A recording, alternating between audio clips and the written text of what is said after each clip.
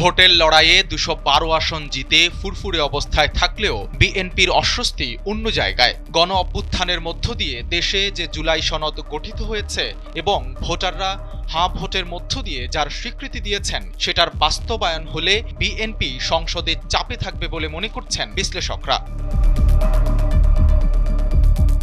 ১৩৫ আসনের বড় ব্যবধানে পিছিয়ে থেকেও শক্তিশালী অবস্থানে জামায়াতে ইসলামী।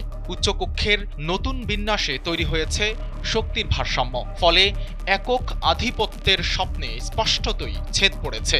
ভোটের মাঠে ভূমিধস জয় মিললেও সংসদের বাস্তবতায় দেখা যাচ্ছে ভিন্ন সমীকরণ।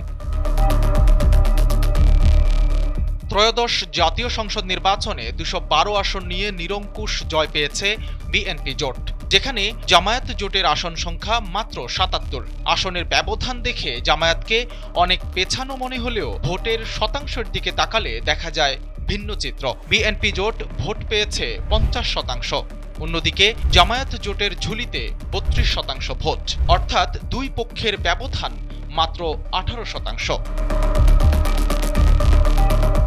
ভোটের এই ব্যবধানই উচ্চকক্ষের রাজনীতিতে জামায়াতকে নিয়ে আসছে দাপুটে অবস্থানে। প্রস্তাবিত ১০০ আসনের উচ্চকক্ষে যদি ভোটের আনুপাতিক হারে আসন বণ্টন করা হয়, তবে জামায়াত জোট তাদের ৩২% ভোটের বিপরীতে ৩২টি আসন পেয়ে যাবে।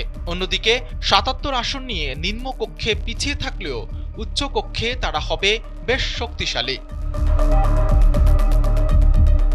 অন্যদিকে বিএনপি জোট ২১২ আসন পেলেও উচ্চকক্ষে তাদের আসন সংখ্যা হবে ৫০টি, অর্থাৎ নিম্নকক্ষে যে ব্যবধান ছিল ১৩৫ আসনের, উচ্চকক্ষে সেই ব্যবধান কমে দাঁড়াচ্ছে মাত্র ১৮ আসনে। এই পার্থক্যই বলে দিচ্ছে উচ্চকক্ষে শক্তিশালী প্রতিপক্ষ হিসেবে আবির্ভূত হতে যাচ্ছে জামায়াত।